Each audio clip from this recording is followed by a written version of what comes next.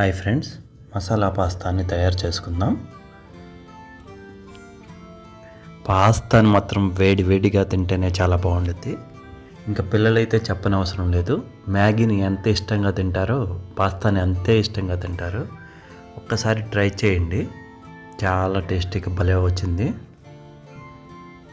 పాస్తాలో tomato sauce వేసుకొని తింటే taste మాత్రం అద్దరిపోయిద్ది.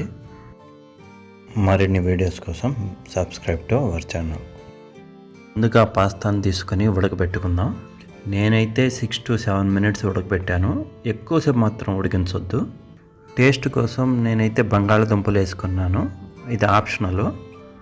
బంగాళదుంపలు వేసుకొని ఇలా కట్ చేసుకొని కొంచెం సాల్ట్ వేసి ఉడికిద్దాం. ఇంకా చెక్క మనం కట్ చేయాల్సినవి ఆనియన్స్ కట్ చేసుకుందాం. ఈ విధంగా చిన్నగా ఆనియన్స్, టమాటోస్ కట్ చేసుకుందాం, క్యాప్సికమ్, గార్లిక్ ఇవన్నీ కట్ చేసుకొని పక్కన పెట్టుకుందాం.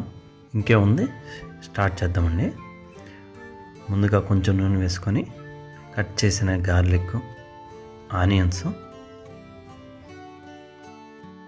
ఇంకా మిర్చి, బఠానీ ఆప్షనల్, కట్ చేసిన క్యాప్సికమ్ ముక్కలు వేసుకుందాం, కట్ చేసిన టమాటా ముక్కలు వేసుకుందాం, సాల్ట్, ధనియాల పొడి, జీడిపప్పు, కారం, మిరియాల పొడి, అల్లం వెల్లుల్లి పేస్టు,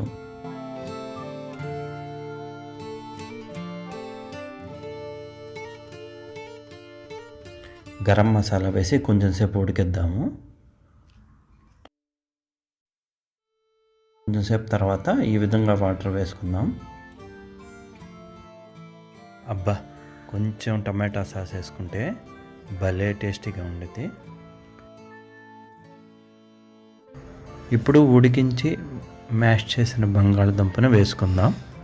కొంచెం కొత్తిమీర. గ్రేవీ రెడీ అయింది.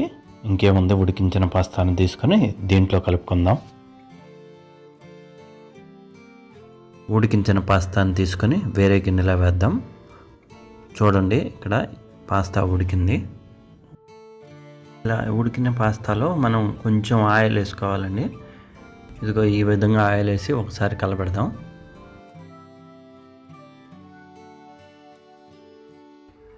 ఇప్పుడు పాస్తాను తీసుకొని గ్రేవీలో వేసి బాగా కలపెడదాం.